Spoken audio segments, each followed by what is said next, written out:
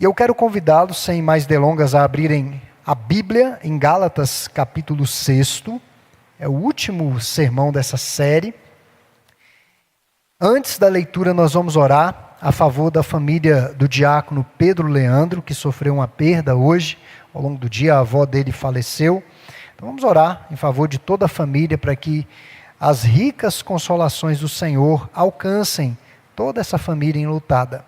Então, eu peço que você abra sua Bíblia, deixe-a aberta em Gálatas, capítulo 6, do verso 11 até o final da epístola. Mas antes nós vamos dedicar alguns instantes para orações silenciosas de intercessão a favor dessa família enlutada. Vamos orar.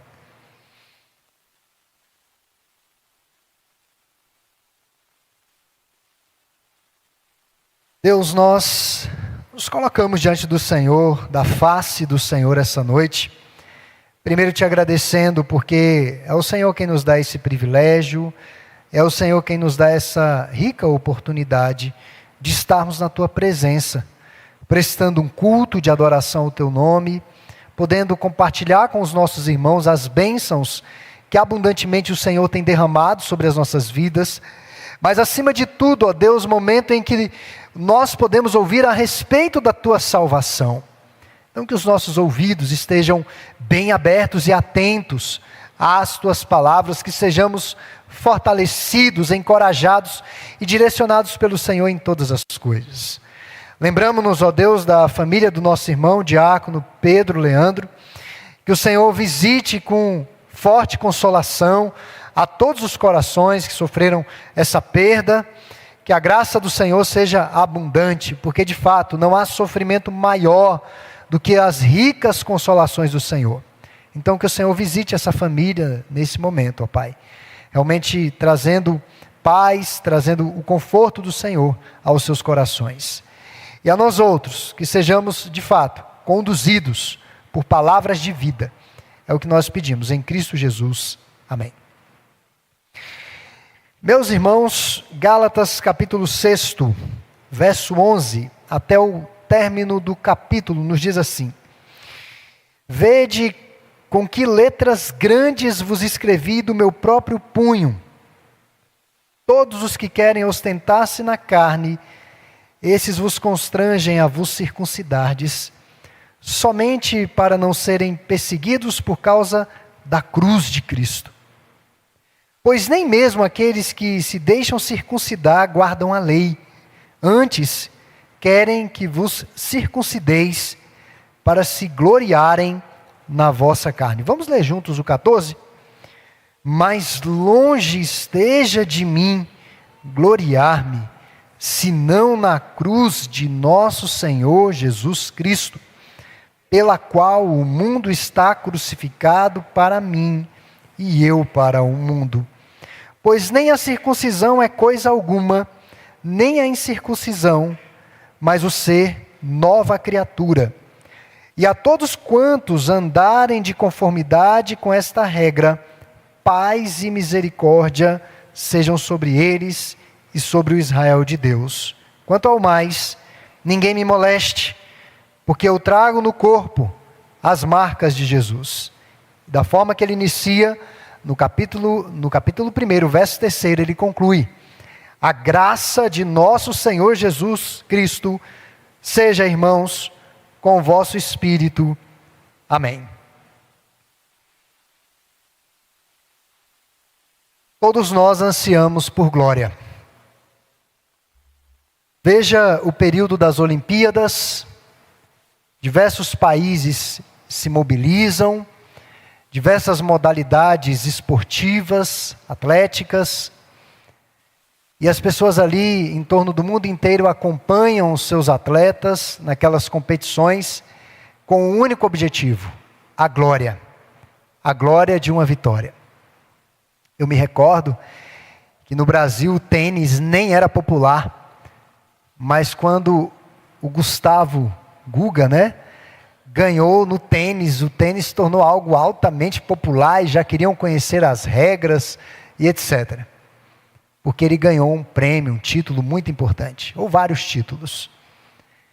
Hoje no Brasil há um certo esfriamento no que diz respeito ao futebol, mas o futebol, por muito tempo, uma paixão nacional. As pessoas têm os seus times, vão aos estádios, pegam filas enormes, ficam um bom tempo em pé, gritam pelo seu time. Se o time ganha de 1-0, já valeu a pena. Hoje o futebol não é tão popular. O futebol, as glórias do futebol eram tão ansiadas pela igreja, pela nação brasileira de maneira geral, que os nossos conselhos se reuniram muitas vezes em Copa do Mundo para falar como que andariam os trabalhos no dia de domingo em relação à Copa. Porque se o jogo caísse 10 da manhã, se o jogo caísse 9 da manhã, e se o jogo fosse 5 da tarde, e se fosse a final, a gente precisa postergar o culto, ou antecipar, dar aquele jeitinho, para que nós pudéssemos acompanhar a glória nacional que era o futebol. Hoje isso é inimaginável até. Eu fico sabendo que a seleção jogou depois de dias. E alguém diz, olha, vai jogar tal dia, eu fico sabendo assim de orelhada. Futebol? Ah, tá bom. Mas veja que nós ansiamos por glória. Nós ansiamos de ver o nosso time em primeiro lugar. Nós ansiamos por glória na nossa própria vida. Há celebrações na formação de uma graduação, de um ensino médio, quando você passa num concurso, quando você se casa. Pode perceber que as grandes realizações que julgamos gloriosas, elas são eivadas e tomadas por muitas festas, por muitas celebrações, e não está errado, até certo ponto não está errado, mas isso em alguma medida aponta para a necessidade do nosso coração por glória. No norte da América, não existe glória para o segundo, para o terceiro lugar. A glória só é para o primeiro lugar. Eles são treinados a sempre vencerem. E talvez a gente pense, não, o segundo lugar é um prêmio de consolação. Você lembra quem foi a vice-campeã mundial de futebol, de clubes, o vice-campeão brasileiro do ano passado? Mas nós ansiamos pelo primeiro lugar, pela glória. E veja que isso está no coração humano desde a queda. O anseio pela glória, o anseio pelo conhecimento pleno. O querer, de certa forma, estar triunfando ou triunfante. Nós vemos isso no projeto de Babel. O projeto de Babel expressa de uma forma muito clara o desejo pela glória, o desejo por tornar o nome célebre. Eles queriam construir uma grande torre, de fato estavam fazendo isso, com o objetivo dos moradores daquele tempo não se dispersarem, eles terem um ponto de referência mundial para que eles se ajuntassem.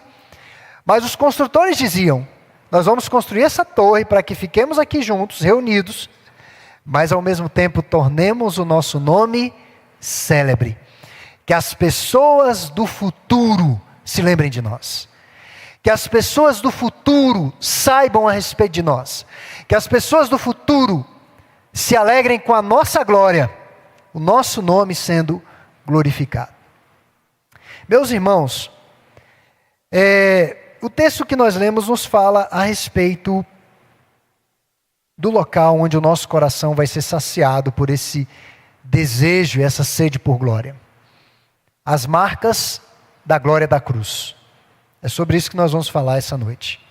As marcas da glória da cruz do Senhor. Agostinho de Hipona, no século III, ele dizia que o coração dele não estaria sossegado se não fosse em Deus. O coração dele não estaria em paz se não fosse em Deus. Por isso que é possível um crente, mesmo passando por inúmeras provações e sabendo que a sua missão ainda não está cumprida, e sabendo que há muitos obstáculos que hoje ele não tem forças para transpor esses obstáculos, ele não tem condições, ele não tem recursos, ele não tem inteligência, ele não tem capacidade, mas esse crente está em paz no Senhor. Esse crente está sossegado no Senhor porque ele sabe que o Senhor vai dar condições dele transpor esses obstáculos, e a glória vai ser sempre do Senhor, nunca dele. Estamos no fechamento da epístola aos Gálatas. Paulo escreveu essa epístola movido por vários sentimentos: indignação, paixão, tristeza e, sobretudo, cuidado pastoral. Ele se vale de diversos argumentos para evidenciar que a salvação não vem de dentro de nós, não depende de quem quer ou de quem corre, mas o Senhor tem misericórdia. A salvação, portanto, está fora de nós, não dentro de nós. Paulo, aqui nesse último trecho, ele escreve com as próprias mãos. Por certo, ele se valeu, na escrita dessa epístola, de um secretário, e ele conclui assinando o escrito para dar um selo de autoridade apostólica à sua correspondência. Talvez fosse um pergaminho grande, com letras garrafais, e quem lia a epístola aos Gálatas, depois a outras igrejas, mostrava, olha quem escreveu, foi Paulo, está aqui a letra dele. Olha o tamanho da letra. Olha a assinatura, escrito de próprio punho, o fechamento da epístola. E se os irmãos acompanharam bem, perceberam, aqui nós estamos diante de uma síntese de tudo que foi falado até aqui.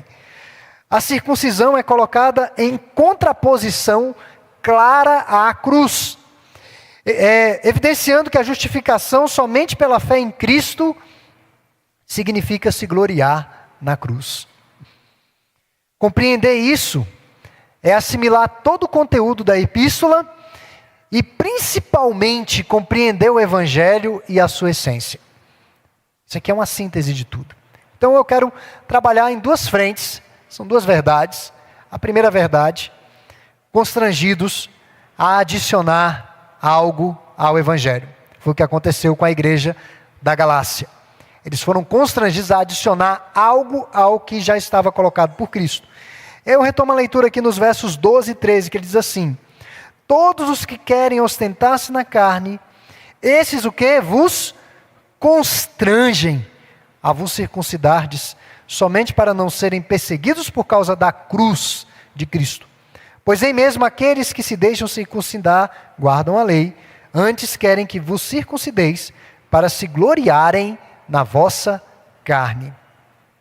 O verso 12 apresenta a razão pela qual Paulo escreveu toda a epístola.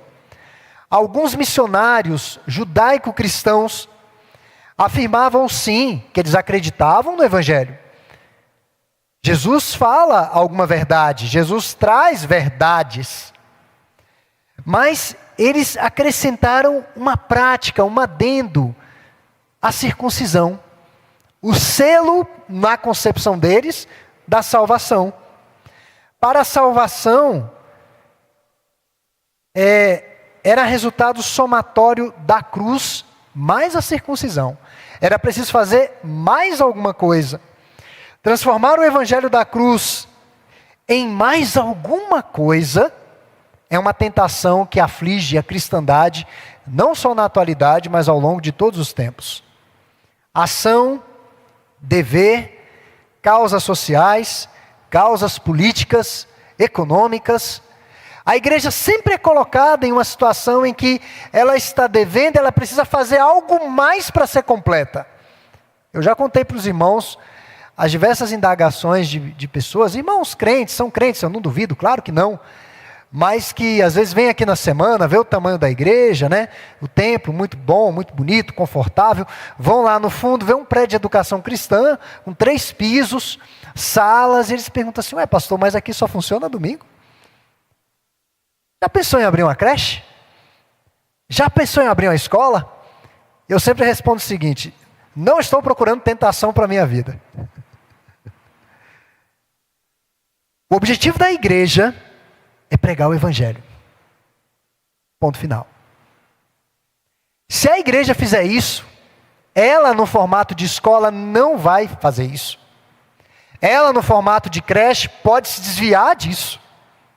Eu conheço diversos colegas que acabaram se envolvendo nesses projetos e deixaram a igreja. Deixaram o evangelho. Praticamente se esfriaram em relação à fé. O nosso objetivo é claro, é a pregação do evangelho da cruz e do túmulo vazio. É esse o nosso objetivo. Transformar o evangelho em alguma coisa é uma tentação. E para que o evangelho seja pleno e puro, A cruz de Cristo deve estar sozinha. Não deve ter nada acompanhando a cruz. Ela está sozinha. Os judaizantes estavam coagindo os estrangeiros a circuncidar-se. Isso daqui é um problema muito grave. Querer obrigar o outro aos seus caprichos. Achar que a salvação se evidencia na vida do outro pelo estilo de vida que você leva. A salvação está muito além do meu estilo de vida e do que eu acho que é certo ou errado. É o que a Bíblia diz que é certo ou errado, e não o que eu acho. E muitos nessa neura, por assim dizer, chegam a dizer, não, só há salvação na igreja tal. Não é de se estranhar que eles cheguem a essa conclusão. Só há salvação na minha igreja. Porque as outras igrejas não seguem da maneira que eu sigo. E Paulo diz não. Querer obrigar os outros aos seus próprios caprichos, isso é pecaminoso. E esses judaizantes, irmãos, eles estavam imaginando que realizavam a obra de Deus fazendo isso. Eles tinham essa convicção. Circuncidando, nós estamos realizando a obra de Deus. Eles afirmavam que o circuncidar-se era para cumprir a lei mosaica, mas o Paulo diz aqui no verso 13 que nem eles, nem os judaizantes, nem aqueles líderes conseguiam cumprir a lei, nem eles. O argumento é que, não, vocês precisam cumprir toda a lei, mas Paulo diz, olha, nem eles conseguem cumprir a lei, que é uma replicação do que o Senhor Jesus disse em relação aos fariseus, que eles colocavam um fardo mais pesado sobre o povo, fardo que nem os próprios fariseus conseguiam carregar. Desejavam gloriar-se na carne. Apresentar um fato relatório de circuncidados à igreja de Jerusalém. Eles queriam apresentar um relatório. É o que Paulo defende no verso 13. Eles queriam dizer, olha, nós vivemos na região da Galácia. Havia muitos estrangeiros que aderiram à fé em Jesus e circuncidamos. Nosso relatório é volumoso.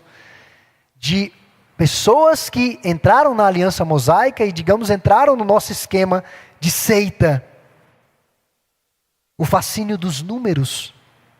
O exibicionismo é um elemento importante para diferir igrejas verdadeiras de igrejas falsas. Por isso nós temos que ter cuidado com números. A nossa igreja, pela bênção de Deus, eu creio piamente nisso, vive uma espécie de avivamento e despertamento, eu não tenho dúvidas disso. Mas isso não deve ser motivo para nós nos gloriarmos em números. Ah, porque a minha igreja tem tantos números. Não. Essa numerolatria afeta muitas igrejas, muitas pessoas. Os opositores de Paulo eram os piores pregadores. Eles não estavam dispostos a suportar a perseguição e a pagar o preço do discipulado, é o que Paulo diz aqui. Eles querem fugir da perseguição, porque a perseguição estoura em Jerusalém justamente porque aquela nova seita, por assim dizer, os seguidores do caminho, não eram circuncidados. Muitos deles não eram, e eles diziam, olha, a lei de Moisés passou. Cristo cumpriu a lei. E esses judeus cristãos, eles diziam, não, nós cumprimos a lei, nós não somos alvo da perseguição de vocês. Covardes. Covardes. Entrando no esquema do mundo para não serem rechaçados, para não serem perseguidos por causa da justiça, sendo que Jesus em Mateus 5,12 diz que bem-aventurados são aqueles que são perseguidos por causa do meu nome. Bem-aventurados. E a igreja sofreu enorme perseguição. É isso que algumas igrejas buscam ao divertir mais do que edificar. Quando baseiam a salvação no que as pessoas fazem para Deus e não no que Deus fez para elas.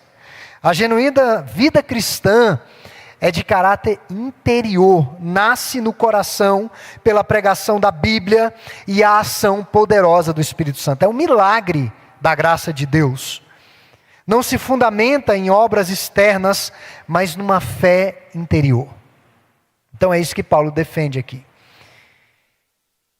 Nós seremos constrangidos, irmãos, a adicionar algo mais ao Evangelho. Sempre constrangidos. a liderança da igreja, você que é crente, mas você vai naquela igreja, um culto muito frio, de certa forma lúgubre, e não tem tanta graça. Tem uma igreja ali que o culto é mais animado, o pregador é mais coach, ele tem umas falas que mexem com a gente. A igreja sempre vai ser tentada a sair da simplicidade do evangelho. Quando nós olhamos pelo retrovisor da história da nossa igreja mesmo local, a pergunta é a seguinte: lá na Praça do Bicalho havia bancos acolchoados? Havia bancos ergonômicos? Você sentava e você ficava até bem? Não. O pastor era tranquilo no púlpito? Ele só exortava a pé de orelha? Não, não. As irmãs não podiam usar nem calça naquela época, né? De jeito nenhum. De jeito nenhum. E se o pastor encontrasse essas irmãs de calça na semana, era um problema. Nós vamos ficando confortáveis. Nós vamos ficando confortáveis. E a defesa dos pastores da antiguidade para os bancos serem tão desconfortáveis é para a pessoa não ter como dormir, não ter posição mesmo. Não tem como dormir num banco desse. Não dá. Não dá. Ou você senta direito, ou você vai sair com problema de coluna, mas a gente vai se adaptando. Não é que o conforto seja ruim, ele é bom, o conforto é bom até para adorarmos melhor a Deus, né? Um ambiente que não seja tão quente, não está ali suando, né? Isso é bom, são coisas boas. Mas perceba, há limites para essa atualização. Há certas coisas que não podem entrar na igreja do Senhor. Há limites. Mas além de constrangidos a adicionar algo ao Evangelho, outra verdade última que eu quero destacar é gloriar-se na cruz do Senhor. Está evidente no verso 14, verso que lemos conjuntamente. Gloriar-se no original, quando nós pensamos nesse verbo no original, é a ideia de gabar-se. De dizer, olha, que coisa boa. Mas o gloriar-se aqui no grego e aplicado à cruz está muito além de gabar-se. A ideia de gabar-se em, gloriar-se em, confiar em, regozijar-se em, deleitar-se em e viver para.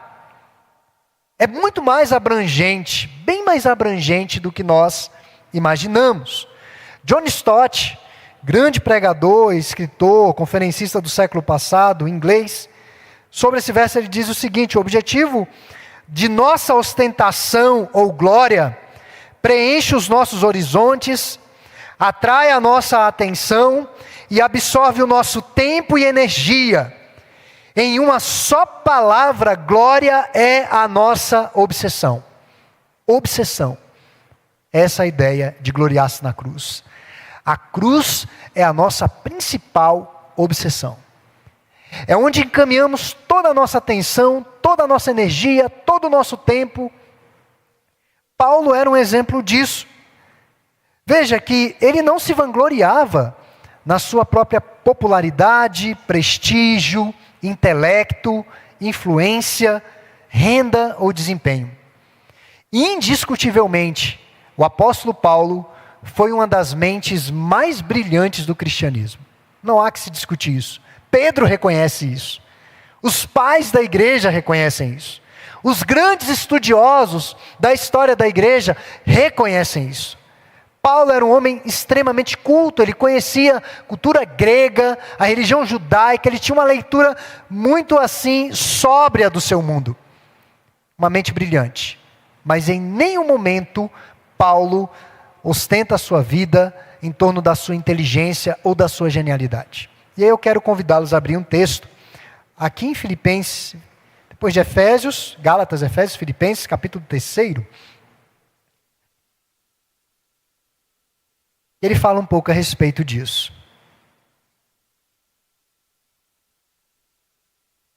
Filipenses 3, do verso 3 ao 9. Eu não vou ler todo o trecho não, mas ele diz o seguinte: porque nós é que somos a circuncisão, nós que adoramos a Deus no Espírito e nos gloriamos em Cristo Jesus e não confiamos na carne. Bem que eu poderia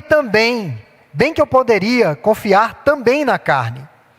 Se qualquer outro pensa que pode confiar na carne, eu ainda mais, circuncidado ao 8º dia, da linhagem de Israel, da tribo de Benjamim, hebreu de hebreus, quanto à lei, fariseu, quanto ao zelo, perseguidor da igreja, quanto à justiça que há na lei, irrepreensível. Mas o que para mim era lucro, isso considerei perda por causa de Cristo. Sim, deveras, considero tudo como perda por causa da sublimidade do conhecimento de Cristo Jesus, meu Salvador, por amor do qual perdi todas as coisas, e eu as considero como refúgio, esterco, para ganhar a Cristo, e ser achado nele, não tendo justiça própria que procede de lei, senão a que é mediante a fé em Cristo, a justiça que procede de Deus, baseada unicamente em quê? Na fé. Esse é Paulo, o mesmo Paulo que encerra essa epístola. Ele nunca se gabou da sua vida destacada no judaísmo, nunca se gloriou nisso. Ele não se orgulhava por nenhuma das conquistas ou status que as pessoas costumavam se orgulhar. Paulo estava, por assim dizer, numa outra frequência, numa outra sintonia. Paulo não estava sintonizado com as glórias desta terra, de modo algum. E ele diz aqui no verso 17 que trazia no corpo estigmata, marcas de Cristo. E trazia mesmo. Paulo sofreu muito por causa do Senhor. Apedrejado, açoites, prisões, xingamentos, desprezos. Ele trazia no seu corpo as marcas do Senhor Jesus, da cruz do Senhor. Marcas da pregação do evangelho da cruz e do túmulo vazio. O brasão da religião judaica era a circuncisão. Mas para Paulo, o seu era gloriar-se na cruz de Cristo e jamais em si mesmo. Meus irmãos, a cruz naquela época evocava as piores imagens que você possa pensar. Era sinônimo de algo degradante, desprezível, nojento, vergonhoso e detestável. Você via essa imagem que está aqui, uma cruz ou no teto, era sinal de desprezo. E Paulo usa a maneira como a cruz era vista, como algo desprezível, rejeitado, e lá em Colossenses ele diz que o Senhor Jesus, pela sua cruz, desprezou todo o principado e toda a potestade. Aquele instrumento de vergonha se torna um instrumento de glória. Para os irmãos terem ideia, a palavra cruz era impronunciável na sociedade romana.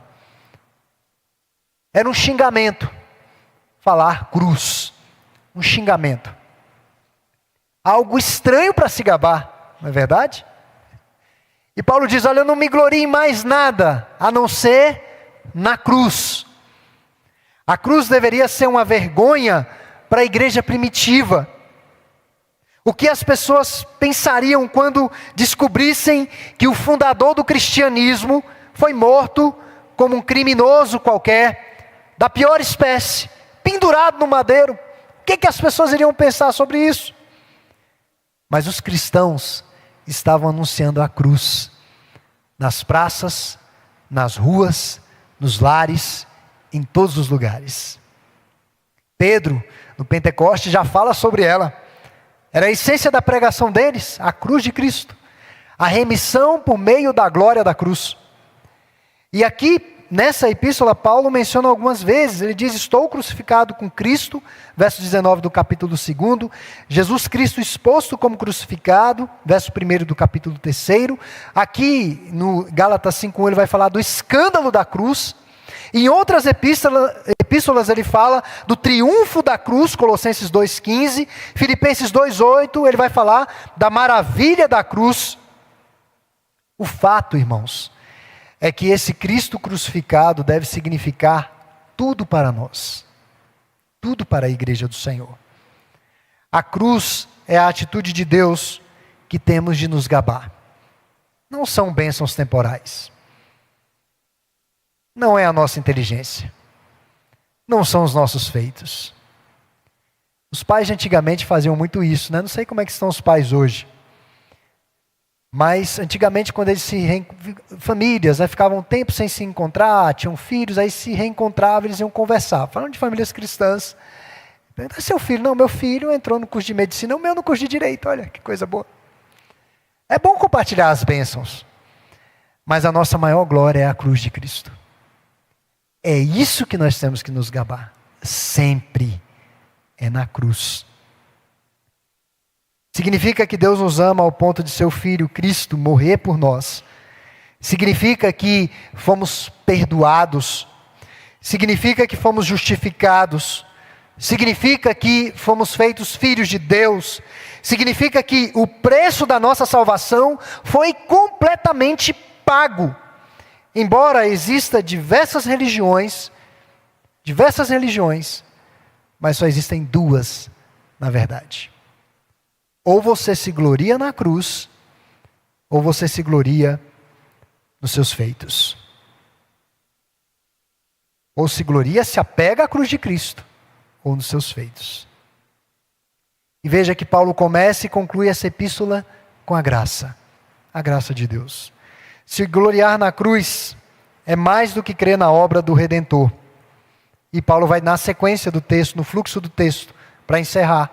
E ele diz, é caminhar com uma vida crucificada para o mundo. O mundo aqui não é que você vai se fechar numa caverna, mas o mundo aqui é justamente a nossa sociedade corrompida. Os valores dessa sociedade corrompidos. O que essa sociedade preza, o que essa sociedade julga como valoroso, nem sempre é o que o Evangelho julga como valoroso e precioso. Então, eu fui crucificado para os valores deste mundo. O verbo crucificar diz respeito a um evento no passado, que tem repercussão no presente. É como se fosse um medicamento. Tem alguns medicamentos para diabetes que as pessoas tomam num período e ele vai ter efeitos ali por um bom tempo. Um bom tempo no corpo. É mais ou menos isso. A cruz é um evento já consumado no passado, mas que tem efeitos aqui e agora. Amanhã, segunda-feira. Todos os dias, em todas as decisões, em todas as situações, essa cruz continua tendo efeito. A cruz é um evento passado que repercute agora, no presente.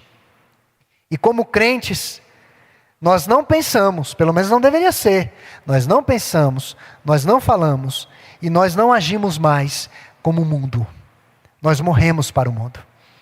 Eu até brinquei com os irmãos, coloquei de forma jocosa isso, mas é um fato que acontece. Algumas irmãs, desavisadamente, eu vou dizer dessa forma para aliviar, elas vão à praia, tiram uma foto de biquíni e colocam lá, tudo posto naquele que me fortalece. Parece que é uma coisa meio incoerente. Eu acho que é meio incoerente. O mundo faz isso. O mundo faz isso. Nós não pensamos mais como eles. Nós não agimos mais como eles. Nós não nos vestimos mais como eles.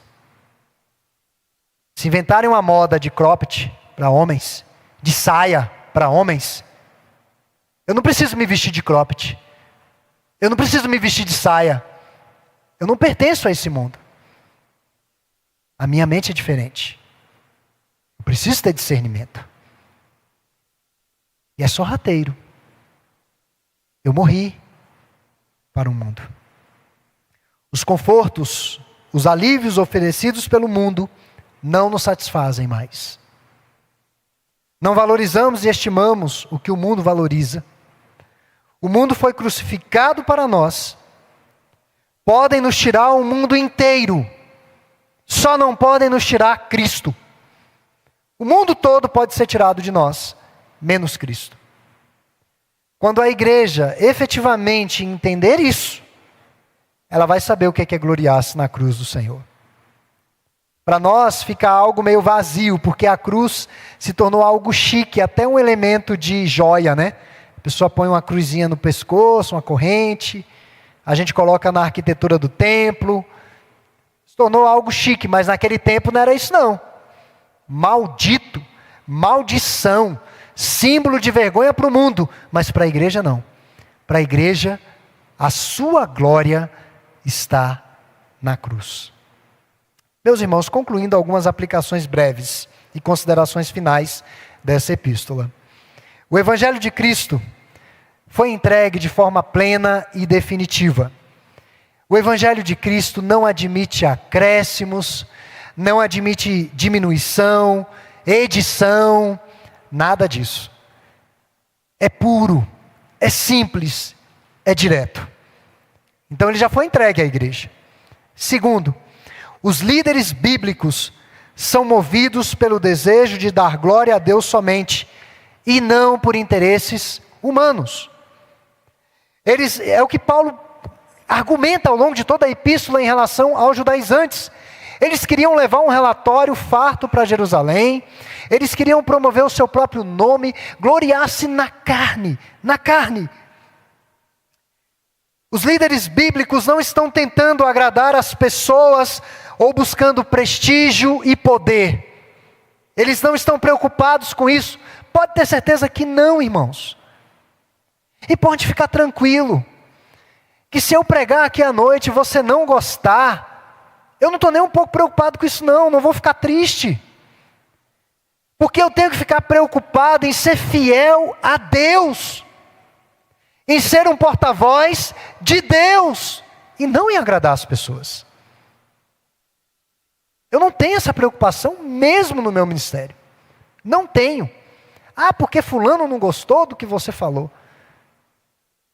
Peraí, foi bíblico ou não? Se foi bíblico, vida que segue. Se não foi, a gente revisa. Então os líderes bíblicos não estão procurando prestígio, poder, agradar pessoas. E essa é uma das características que nós podemos reconhecer em homens enviados por Deus, que eles estão comprometidos com Deus e com a sua verdade, doa quem doer. Doa quem doer. Não precisamos detalhar que em nossos tempos, em nossos dias, há muitos mercenários da religião em nosso país. Não precisa entrar nisso. Falsos profetas, movidos pela ambição e pelo lucro. Há muita coisa sendo feita em nome de Cristo por motivos e interesses escusos. Pode ter certeza disso. Muitas pessoas usando o nome de Cristo para ganhar dinheiro. Vendendo cursos, agora virou moda, né? A pessoa começa a falar algumas verdades, daqui a pouco, lá embaixo do vídeo está, clique aqui, se quer saber mais. Aí está vendendo um curso. Nunca foi propósito da igreja isso. Vender curso. Então, gloriar-se, uma outra verdade, gloriar-se na cruz, porque nos liberta do mundo e nos faz uma nova criação. Não somos julgados e nem condenados com o mundo. A culpa que o mundo carrega, nós não carregamos mais. Fazemos parte da nova humanidade que Cristo veio construir. Lá, e aqui fica o alerta final, Isaías capítulo 29, verso 13, o profeta falou a respeito de uma adoração carnal. E eu quero que nós finalizemos aqui, que os irmãos pensem sobre isso essa semana, todos nós. Isaías 29, 13, ele diz assim: este povo se aproxima de mim, com a sua boca e com os seus lábios me honra, mas o seu coração está longe de mim. E o seu temor para comigo consiste em mandamentos de homens. Com a sua boca me honra, mas o coração está muito longe. Ser nova criação é ser alvo da obra de Deus. Apocalipse 21, 5, o Senhor Jesus diz que faz novas todas as coisas. É ser uma mostra a esse mundo de algo mais glorioso e pleno que o Senhor está preparando. A igreja é como se fosse as primícias. As nossas vidas devem sim voltar à sua finalidade original, que é refletir Deus. A nova criação, refletindo Deus, glorificando a Deus em todas as coisas. Então, meus irmãos, que Deus nos ajude a, de forma bíblica, assimilarmos o Evangelho oferecido a nós gratuitamente, mas conscientes de que esse Evangelho custou um alto preço, e o preço foi a morte de cruz, onde o Senhor Jesus se entregou por nós. E aquele madeiro se tornou a glória da igreja. Aquele madeiro se tornou a glória dos crentes. Então que possamos de fato ter uma vida conduzida pelo Senhor.